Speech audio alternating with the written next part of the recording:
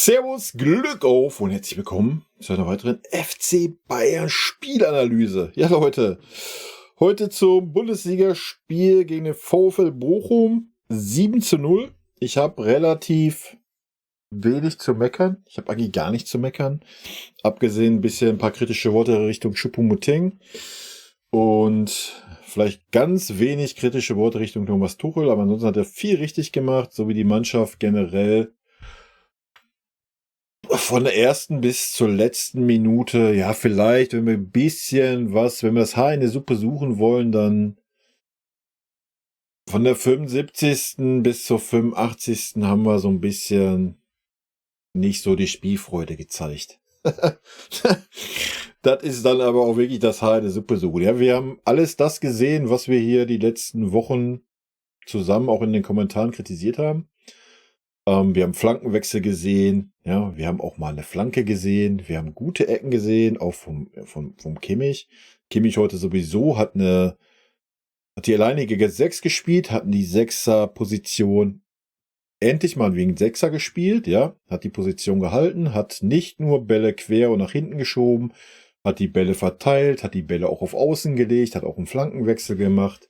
Also Kimmich heute bärenstark, so wie die ganze Mannschaft. Ja, wir haben eine Spielfreude gezeigt, wir haben Kombinationsfußball gezeigt.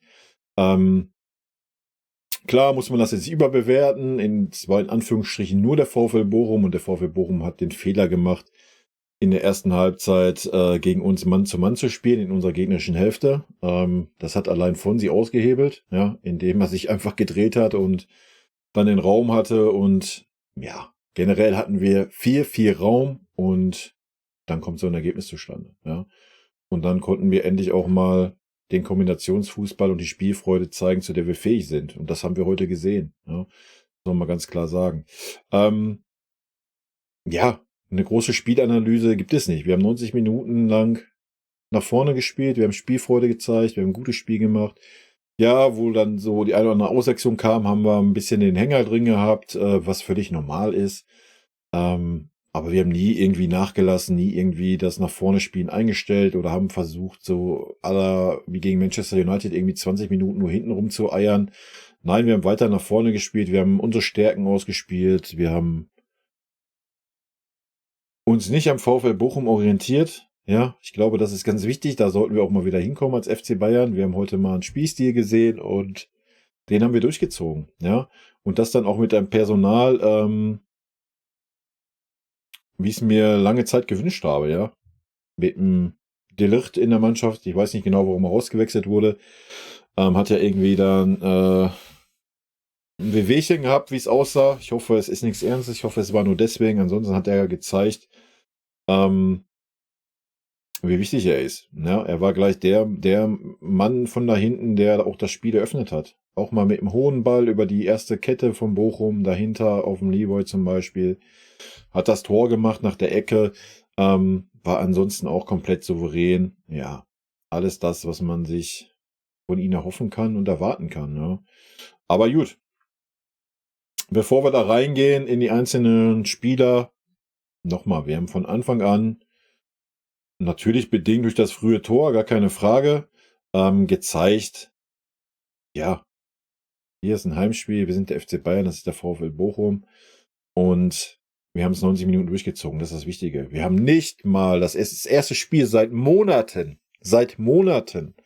wo wir endlich mal nicht diesen Hänger drin hatten und gesagt haben, ach komm, das reicht jetzt, wir lassen es jetzt sein und kommen wieder irgendwie in irgendwelche Bedrängnis durch irgendwelche individuellen Fehler. Ja, Upa hat dann, wo er auf dem Platz war, wieder 2, 3 Einladungen gegeben. Aber da war das Spiel schon durch und der VfL gar nicht mehr bereit dazu, diese irgendwie in irgendeiner Form anzunehmen. Also von daher, würde ich sagen, werfen wir mal einen Blick in die Statistiken und dann sage ich zu jedem Spieler ein bisschen was. Ich habe aber vorher noch was in eigener Sache. Ich werde jetzt immer dieses Video, wo ich diese Spielanalyse mache, meine Meinung sage, darauf werde ich ein Video machen, wo ich die Kommentare beantworte. Ja, nicht auf der Pressekonferenz, die ich ja dann meistens auch noch mache danach, die Reaction. Da die Kommentare, wenn das nicht zu viele sind, beantworte ich die so. Ansonsten lese ich mir die nur durch. Und wenn ihr unbedingt euren Kommentar in einem Video beantwortet haben wollt oder eine Reaktion meinerseits darauf sehen wollt, dann kommentiert unter diesem Video hier. Da werde ich das in Videoform machen. Gut. Ansonsten werfen wir einen Blick in die Statistiken rein. Bin ich selber mal gespannt. Ja, 7:0, klare Geschichte. Ich hatte 5:1 getippt. 7:0. Ja, wie gesagt, am Spiel gibt es wirklich gar nichts zu kritisieren. Ganz im Gegenteil. Wo wir gleich drauf kommen werden im Einzelnen, wenn ich auf die Spieler drauf eingehe. Also Ballbesitz 61:39, Abseitsstellung 2:2, Fouls 8:10, Zweikämpfe 54 oder fast 55:45, was schon Hardcore ist. Schüsse aufs Tor 15:1. Okay, das stimmt eigentlich nicht. Weil ich habe 2 von Bochum gesehen. Erste Halbzeit, wo der Ulle noch mit der Schulter am Pfosten ist, und zweite Halbzeit dieses läppische Ding. Weiß ich nicht, warum der nicht für aufs Tor zählt. Schüsse insgesamt 26, 4 Ecken 8:1, angekommene Pässe 503, 280, Flanken 9,9. Wobei man da sagen muss, bei den Flanken war dann auch endlich mal eine Flanke dabei, ja, und nicht nur einfach eine flache Hereingabe. Schüsse insgesamt: Sani 4, Kane 4, Schupu 3, Torschussvorlagen: Kane 2, Mazrui 1, Koman 1, gewonnene Zweikämpfe: Davis 9, Mazrui 8, Kim 8. Ballkontakte 95 Kim, 84 Mazrui, Sané 80, gefoult worden, schenken wir uns.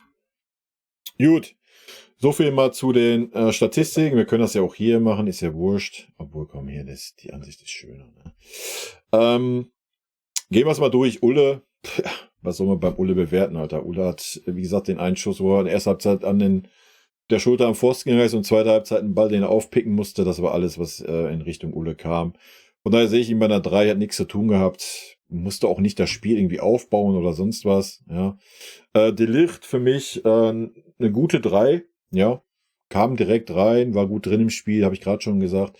Hat dann auch mal die erste, weil Bochum Mann gegen Mann gespielt hat, die erste Reihe einfach überspielt. Dieses Mann gegen Mann. Einfach mit einem langen Ball auf Leroy. Leroy hat Platz gehabt und gut war. Hat den Kopfball super reingemacht nach der Ecke. Bin mir nicht genau sicher, warum er ausgewechselt wurde. Ich denke, weil er irgendwie wieder ein kleines Wehwehchen hatte. Ansonsten hat das gut gemacht. Für mich eine gute 3. Davis eine ganz klare 2. Ja, fairerweise muss man sagen, defensiv gab es heute nichts zu tun. Aber er war gerade in der Anfangsphase der Spieler, ja, der das einfach komplett ausgehebelt hat. Ja, die Bochumer haben Mann gegen Mann gespielt, Mann gegen Davis. Ich weiß gar nicht, der Passlack war es, glaube ich, gegen Koman, ich bin mir nicht sicher. Ja, einfach kein Land gesehen. Davis hat halt einmal eine Drehung gemacht mit seinem Speed. Ich habe jetzt in der letzten Runde Kommentare gelesen. Davis ist im 1 gegen 1 nicht gut oder kann keine Dribblings. Ich denke, er hat heute das Gegenteil bewiesen. Ja, er war heute der Mann, der uns in den ersten Minuten so ins Spiel gebracht hat. Allein durch diese Aktion.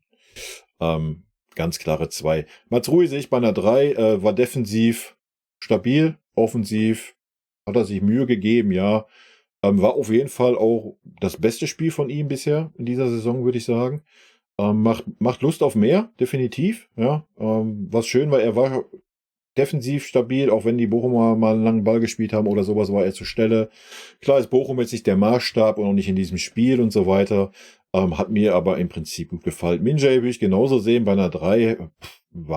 Ist kaum in Erscheinung getreten, weil wir diesmal nicht diese ewig langen Stafetten geführt haben, wo dann unsere Innenverteidiger 120 Ballkontakte haben mit hin und her und hin und so weiter. Lag aber auch zum großen Teil an Leimer und Kimmich, die Bälle nach vorne gespielt haben und nicht immer nach hinten und quer. Aber ansonsten souverän. Die Zweikämpfe, die er führen musste, 2, 3 Mal, der auch im Luftkampf sehr gut. Sehe ich bei einer guten 3. Leimer für mich eine klare 2. Ich denke, wir haben heute mal gesehen, was ein Leimer auf der 8 bedeutet. Ja, auch hier nochmal der Hinweis, es ist nur Bochum, aber allein wie viel Druck er ausübt im Pressing. Ja, selbst wenn die anderen nur stehen und nur zustellen, ist er derjenige, der presst, der rennt, der ackert, der marschiert. Und da war es auch egal, ob es die 88. Minute war. Selbst da hat das noch auf der rechten Außenbahn gemacht. Ja. Und dazu immer anspielbereit, immer in Bewegung, immer eine freie Anspielstation. Dazu auch einen guten Pass in die Tiefe gehabt. Ja, also wenn man das mit dem Goretzka vergleicht, nichts gegen Leon. Ja, Chapeau für Leon, wieder aufsteigende Form und so weiter. Aber dagegen hat Leon keine Chance gegen diese Spielart. Ja, die tut uns so gut, wir haben es heute gesehen. Nochmal, ja, wir müssen ein bisschen den Gegner mit berücksichtigen, aber wir haben heute gesehen, was der Leimer kann, was ich auch immer gesagt habe seit Wochen hier. Ein Leimer gehört auf die 8 und auch nicht auf die 6, auf die 8. Ja? Und das hat er heute gezeigt, was er auf der 8 wert ist. War auch, wenn es brenzlig wurde oder wenn es mal gefährlich wurde, war er trotzdem noch mit auf Höhe von Kimmich oder dahinter zur Stelle. Ja, hat geackert, gerackert und ja, für mich eine klare 2. Coman sehe ich bei einer guten 3. Hat ein gutes Spiel gemacht, war viel aktiv, gerade am Anfang mit Davis auf der Seite. Und war vor allen Dingen auch der mal geflankt hat. Ja, dafür schon mal ein Riesenrespekt meinerseits. Ich habe die Flanke gefeiert, ja, auch wenn es dann Choupo war, der ihn reingemacht hat er schön gemacht. Leider muss man sagen, Choupo, kommen wir gleich zu, wir bleiben erstmal bei King. King war die ganze Zeit agil, hat Gas gegeben. Wenn wir das jetzt auch mit einem Gnabry vergleichen, Alter, ein Gnabry darf die nächsten Wochen nicht mehr auf dem Platz stehen. Auch nicht eingewechselt werden. Ja, das fand ich auch gut, dass er heute nicht eingewechselt wurde. Auch wenn er das Tor gemacht hat gegen Manchester United, ansonsten war er das Spiel davor und das Spiel davor einfach nicht zu sehen. Das war, als wenn wir mit 10 Mann gespielt haben. Ja, und das ist schön, dass das jetzt endlich auch mal so klar, ich weiß nicht, ob es kommuniziert wurde, aber auf jeden Fall wurde es auf dem Feld mal so klar geäußert. Ja, Punkt. King für mich, habe ich gesagt, eine gute 3. So der letzte Tacken, manchmal hat er noch die falsche Entscheidung getroffen mit schieße ich jetzt oder nehme ich den superfreien Sané mit, nehme ich den superfreien Kane mit. Wir haben 7 Tore gemacht, wir hätten locker noch 3, 4 mehr machen müssen. Ja, wo einfach die Spieler manchmal zu egoistisch waren oder zu unkonzentriert. Aber nochmal, 7 Stück, Alter, meckern auf hohem Niveau. Kimmich für mich heute, ich muss mich echt zusammenreißen, eine 2 mit Sternchen. Ja, wirklich. Also ich würde ihn eigentlich schon fast eine 1. Also Kimmich war heute hat endlich das gezeigt, was ich seit Monaten kritisiere. Ja, er war der alleinige Sechser und er war heute auf der 6. Selbst gegen Bochum, die offensiv fast nicht stattgefunden haben, war es nicht so wie gegen Manchester United, dass ein Kimmich am gegnerischen 16er stand oder sowas. Ja, er war mal ganz selten mal zwischendurch da, dann waren wir aber insgesamt sehr hoch. Ansonsten war er ganz klar auf der 6er-Position. Ganz klar. Ja, immer ganz klar hinterm Leimer. Und hat dann auch die Bälle verteilt. Endlich mal das, ja, was wir dann auch von ihm erwarten auf dieser Position. Und nicht nur den Ball genommen und wieder auf dem Innenverteidiger und wieder zum Innenverteidiger und dann mal wieder zum Außenverteidiger. Nein. Er hat alles das gezeigt, was ich von ihm erwarte. Er hat die Bälle verteilt. Er hat das Spiel auch mal schnell gemacht mit einem Pass in die Tiefe. Hat die Bälle aber auch mal hoch auf Außen geschlagen durch den Flankenwechsel. Hat gute Ecken geschlagen, Halleluja, dass ich das nochmal sagen darf. Ja, wenn er die Ecken zum Tor hintritt, sind die meistens Schrott. War auch heute nicht ganz so gut, aber wenn er die vom Tor wegtritt, waren sie richtig gut heute. Punkt auf dem Elfmeterpunkt. Auch mit der richtigen Härte. Auch die 1, 2, wo wir dann versucht haben, so ein bisschen länger zu spielen, war noch okay. Also für mich heute ein Kimmich als Sechser. Und ja, er hat heute gezeigt, dass er den Sechser-Part spielen kann. Wenn er diese Rolle oder wenn er das jetzt geschnallt hat, dass er in diesem Raum zu spielen hat, in dem er heute gespielt hat und dann auch so spielt, mit dem Bälle verteilen, mit mal kurz, mit mal schnell, aber auch mal in der richtigen Situation natürlich auch mal quer und nach hinten, gar keine Frage. Aber heute war es ein bärenstarker Kimmich. Punkt. Also wer heute einen Kimmich kritisiert, der hat vom Fußball keine Ahnung, meiner Meinung nach. Es war ein bärenstarkes Spiel von Kimmich. Ja. Und das ist natürlich auch eine Sache, die ganz klar für einen Leimer spricht. Ganz klar. Ja. Weil ich habe nicht einmal so eine Leistung von Kimmich gesehen mit dem Zusammenspiel mit Goretzka. Ja. Also wild. Jetzt nicht Goretzka-Bashing oder sonst was. Wie gesagt, er hat aufsteigende Form gehabt, alles gut. Aber heute mit dem klaren Sechser Kimmich und dem klaren Achter Leimer war es einfach stark. Sané würde ich bei einer guten 3 sehen. Ich bin heute nicht bereit, ihm eine 2 zu geben, weil er mir in zu vielen Aktionen zu viel einen auf Zamperano machen wollte und viel zu eigensinnig war. Ja, er hat dreimal, Halleluja, ich habe es gefeiert, nach 5 Spieltagen hat er zum ersten Mal den Kane wirklich super eingesetzt. Er hat einen Kane 3-mal super eingesetzt. Kane hat ihn natürlich dafür auch eingesetzt, hat das Tor vorbereitet. Trotz allem hat Sané noch ganz, ganz viele Aktionen gehabt, wo er viel zu eigensinnig war. Wieder viel zu lang mit dem Ball gegangen, dann wieder seine Drehung da auf dem Ball. Ich will ihn ein Kunststück vorführen. Hat er 3-4 Mal gehabt. Das war mir too much. Ja. War eine gute Leistung, gar keine Frage. Aber für mich, um ihn jetzt zu sagen, es war eine 2 oder eine 2 mit Sternchen, haben mir diese Aktion nicht gefallen. Was mir dafür sehr gut gefallen hat, er hat heute nicht einmal, oder ich habe es nicht gesehen, weiß nicht, schreibt es mir gerne in die Kommentare, nicht einmal abgewunken. Ja, nicht einmal irgendwie den Kopf hängen lassen, auch bei einer vergebenen Querpass oder beim Pass, der auf ihn nicht richtig ankam. Habe ich gar nicht gesehen heute, diese schlechte Körpersprache. Hat mir richtig gut gefallen. Eigentlich geht es dann schon wieder Richtung 2. Aber wie gesagt, wir kritisieren hier auf hohem Niveau und von daher für mich eine 3+. Ja, aber immer noch konstant starke Leistung. Auch heute auch wieder, wenn es nötig war, auch mit nach hinten. Ja, was gegen Manchester United nicht so der Fall war. War heute natürlich auch nicht so gefordert. Aber ja, meine Meinung. Choupo-Moting. Jetzt wird's schwierig, Leute. Jetzt wird's schwierig. Ich gebe ihm eine 4. Und warum gebe ich ihm eine 4? Super Einstand gehabt. Bedingt durch das Tor. Gute 10, 15 Minuten gehabt. Und danach war es, als würden wir mit 10 Leuten spielen. Ich habe irgendwann, zweite Halbzeit, Anfangsphase, habe ich mal wieder mitgekriegt, dass Choupo auf dem Platz ist. Das ist zu wenig. Ja, er hat das Tor gemacht, keine Frage, gar kein Problem. Er hat dann in der zweiten Halbzeit nochmal 1, 2 Chancen verstolpert. Das ist aber gar nicht das Schlimme, das will ich ihm gar nicht unbedingt ankreiden. Er hat sein Tor gemacht, hat Stürmer, alles gut. Aber einfach dieser Null-Impact auf das Spiel. 0. Zwischen der 15. und 45. Minute. Ich habe nicht wahrgenommen, dass er auf dem Platz ist. Ich weiß nicht, wie es euch ging. Vielleicht habe ich ihn übersehen. I don't know. Ich habe ihn nicht wahrgenommen. Ganz wild. Ja? Und zweite Halbzeit war das auch nichts mehr. Nichts gegen Choupo. Man hatte auch schon so dann nach 20 Minuten, wenn man ihn mal gesehen hat, das Gefühl so, er ist platt, er ist nicht richtig fit. Weiß ich nicht. Schwierig. Einzigste Sache, was ich zu kritisieren habe, ist, dass Choupo für Tell gespielt hat. Tuchel hätte da Tell aufstellen müssen. Gerade im Spiel wie gegen Bochum. Meiner Meinung nach. Er hätte es definitiv mehr verdient gehabt. Ja, Choupo hat dann das Tor gemacht.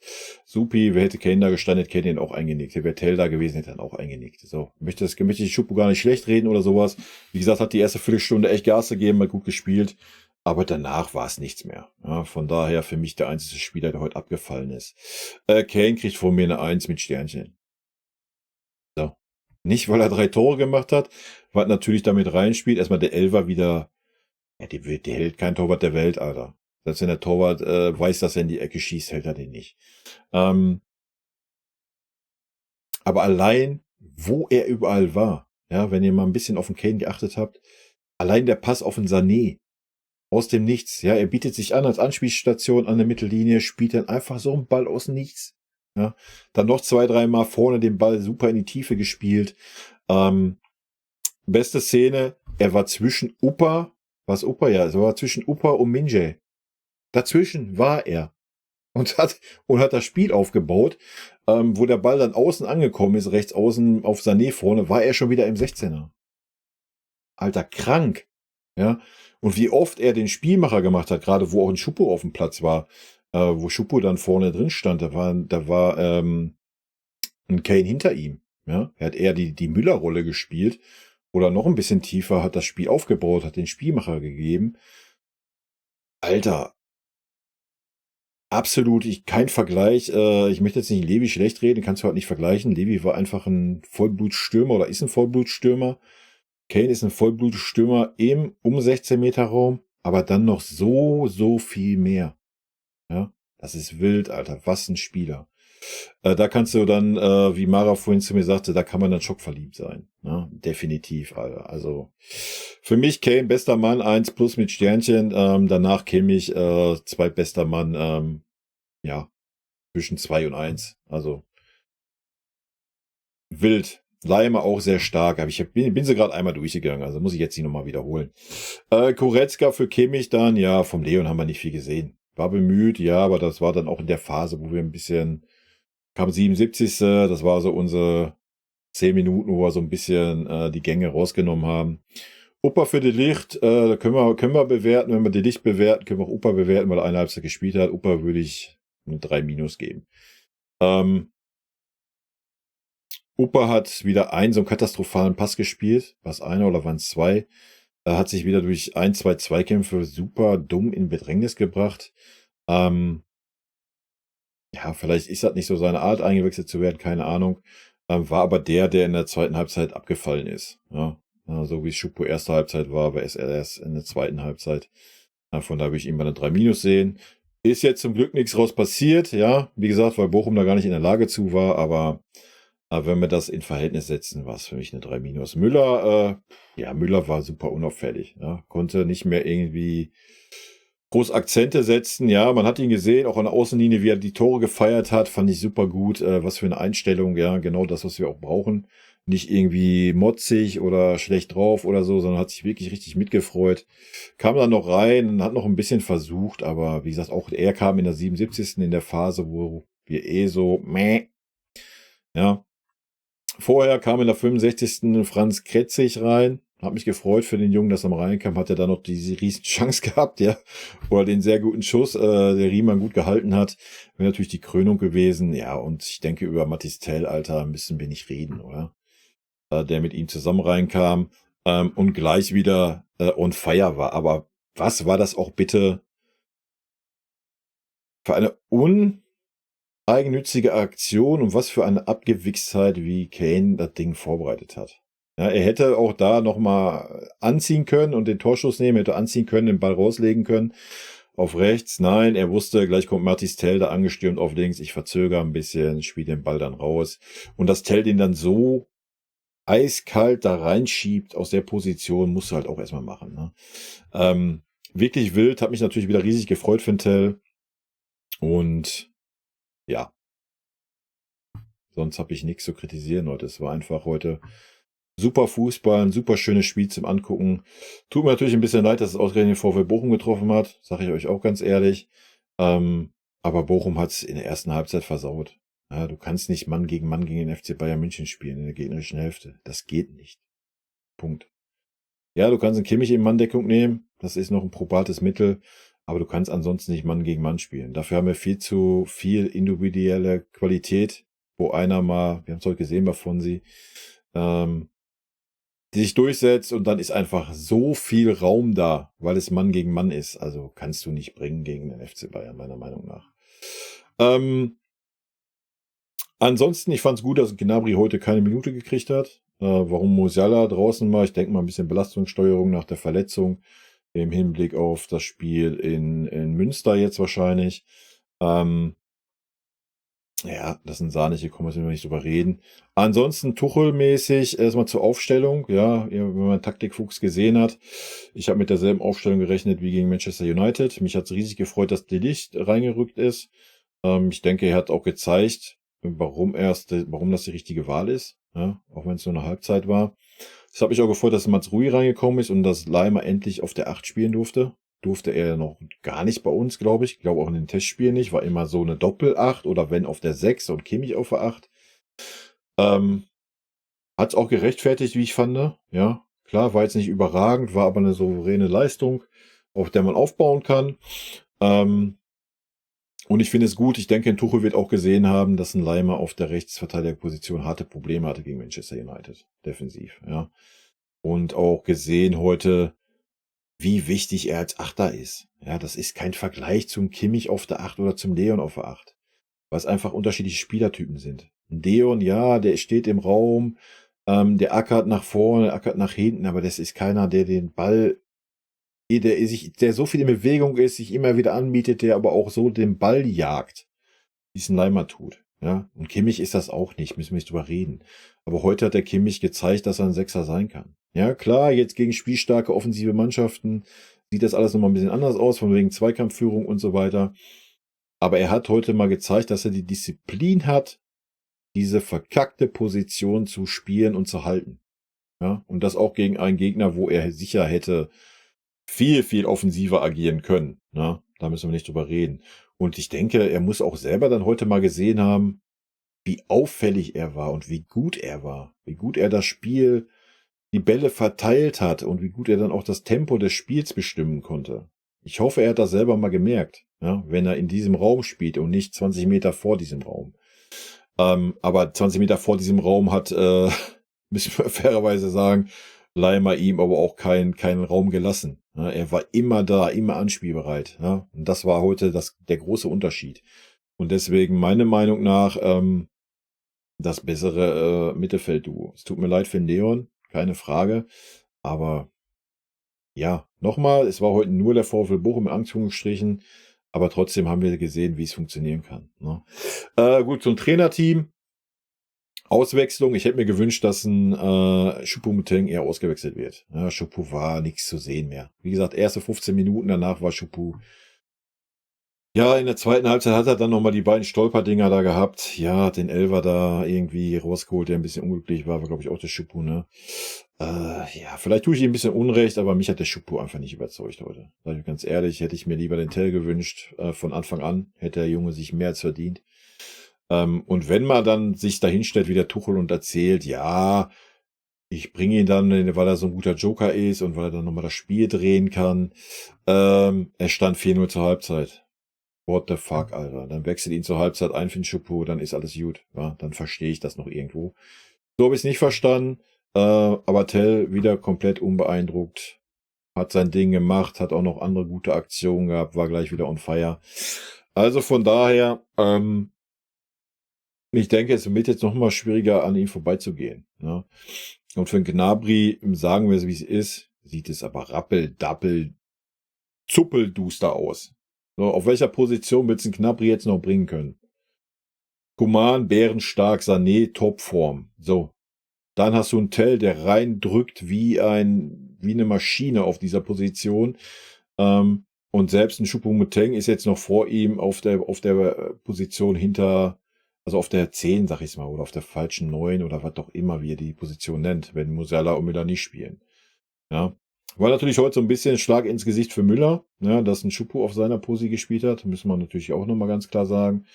Aber es war ja eigentlich eher so, dass wir mit 2 Stürmern gespielt haben. Von daher hätte ich mir da eher einen Tell gewünscht, aber gut. Die Diskussion brauchen wir nicht führen. Am Ende des Tages hat Tuchel alles richtig gemacht. Choupo hat das 1-0 gemacht, hat den Dosenöffner damit gespielt. Ist dann leider abgetaucht, meiner Meinung nach. Und ja, man hätte ihn zur Halbzeit auswechseln können und dann wäre gut gewesen, wie ich finde. Ansonsten gibt es nichts zu meckern. Das ist das Einzige, was man kritisieren kann, meiner Meinung nach. Ansonsten gibt es nichts zu kritisieren. Wir haben ein super unterhaltsames Spiel gesehen. Wir haben ein Spiel endlich mal eine konstante Leistung bei 90 Minuten gesehen. Und vor allem diese Variabilität, die wir heute endlich gesehen haben. Ich weiß nicht, ob der Tuchel sich meine Videos anguckt und alles das, was ich kritisiert habe in den letzten 3 Videos, alles das haben wir heute gesehen. Auch vom Kimmich.